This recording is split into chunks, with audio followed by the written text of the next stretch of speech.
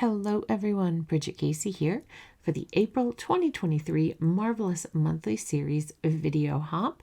I'm so honored and excited to share my project with you today using a couple of the products from this amazing release.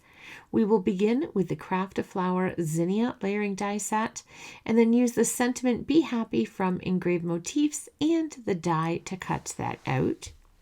We're going to go ahead and we'll get started with an 8.5 by 11 sheet of Hammermill 80-pound copy paper. So I'm just putting all of my dies out. It doesn't matter where they are. We're going to ink blend the dies. You see I have 2 leaves on there. I end up cutting a total of 8 leaves, I believe. So right here, I am just sectioning out the flower pieces. So I'm putting the arrow together, the keyhole together, so that I can start my ink blending. On the arrow flower, we're going to use the chamomile ink. We'll just get blending that. And we start from the center and blend out with that. So that way I start in the center because if it's dark, if I get, say, a little too much ink on my blending tool or something, the center is usually covered up until you get to one of the higher numbered pieces. So you're all good. I've now moved to Autumn Blaze and I'm adding in the center. Of course, I'm coming in the center and blending out, and I'm just adding randomly on each of the petals where I think it would look nice where it was darker. I have not planned this out. I don't know where I want to add depth and dimension on each piece for the total flower. I am just having fun blending.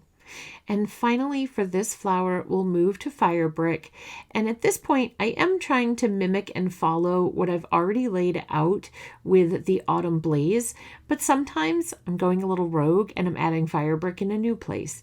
And that's, I think, the fun part about doing these and using ink blending is that you do just get to do what's in your heart and blend your little heart out. And that's why I love doing this technique. Now we're moving on to the flower centers, which are going to be Mango Smoothie for those pieces. We'll move on to Caramel Toffee for the brown pieces. And those basically just show either the arrow or the keyhole and then the piece to cover it up. And then now we're moving on to the final flowers. This is going to be done with Pinkalicious. And again, I start in the center and blend out. You also see me folding my copy paper and kind of rotating it around. I try to start on a new side when I blend a new color, meaning the browns, the yellows, the pinks, or the orange. Here we are using the gorgeous Rubellite. I forgot to put the ink cover in the screenshot. But again, on this flower, I'm just putting the ink where I think the ink looks nice on that particular petal in that particular moment. Finally, for this, we will use Razzleberry. And again, sometimes I am following with what I laid out with the Rubellite, and other times I'm going wild and rogue, and I'm just adding Razzleberry where I think it looks nice. And I think that's fun just to have a play. Now we're going to use Seashore, beginning with Volcano Lake to do the leaves. And this, for Volcano Lake, I'm using that to cover the entire leaf. I am trying to put it darker at the base where it would normally be darker. We've moved on to Lagoon, and with Lagoon, I'm going to start defining where my darkest areas would be on the leaves. So for me, that's usually on the right-hand side or the top for most of them, and down along the base, and sometimes it curves up around the other side. So think of it as starting at midnight, going to 6 o'clock, and sometimes to about 8 o'clock. Finally, we have Emerald from the Seashore family. And this, it wasn't quite dark enough. I needed a little something, something. So I went and grabbed Galactic Stream. Thank you to the beautiful and amazing Lydia for teaching me this combo. I love it. And it was just what I needed, that extra little depth and darkness. So now we have all of our beautiful pieces cut out, all ready to go. We'll start assembling our first flower, which is going to be the arrow flower for us. And you'll see my glue tape pen wasn't sticking to the top. I'm aligning the arrow pieces together, but I'm having to put my glue tape pen on the back because we just ink blended these pieces. Usually I like to let them set for a few hours so the ink can soak into the paper. However, I went very rapidly through this process, so the paper is a little wet with the amount of ink that I've used. It would have been good to use a liquid glue, but I wanted to use my glue tape pen. So We've completed the arrow flower. We'll now begin the keyhole flower. For both the arrow and the keyhole, you just align them, top piece, keep adding pieces on top until you've finished the layering. And this has a piece to cover up the keyhole and the arrow. So we put those on, and then the final piece that adds the accent. So both of our flowers have been completed. Now we have our flowers and our leaves.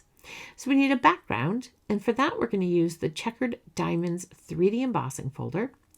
I have that. Now we're going to do our sentiment in Obsidian Pigment ink. We're going to heat set that with crystal clear embossing powder. We'll get the tool warmed up and ready to go, and we have a beautiful embossed sentiment. We'll use the coordinating die to die cut that out. I love that we have coordinating dies for so many of these beautiful sentiments now. And then, of course, foam tape. I can't make a project without foam tape, right? So I'm sorry you keep seeing a little bit of darkness. Emery and Dexy were trying to help me as I was making this video. They were super helpful. So that you may see some shadows, and they're lurking. So this, I decided to do 2 layers of foam tape so that I could tuck the pink flower underneath it easily. Now comes the fun part. Now we have a play. Now we just put our leaves in where we think they look nice.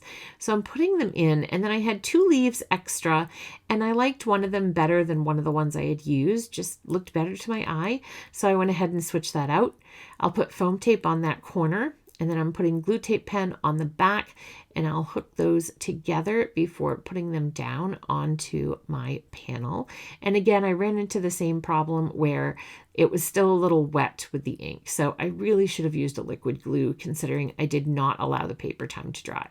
And I do finally get my liquid glue at this point. I got my tweezers so I could easily place things in where I wanted them. Now, I do this frequently where I tip my panel. Once I have some things glued down, I tip my panel and add the glue so I don't have to move my pieces out of where they are.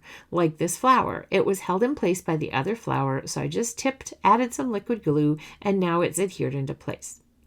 We finish with our sentiment, and that will finish our card for today. I hope you get so much inspiration from this amazing hop, and we can't wait to see what you create. Until next time, happy crafting!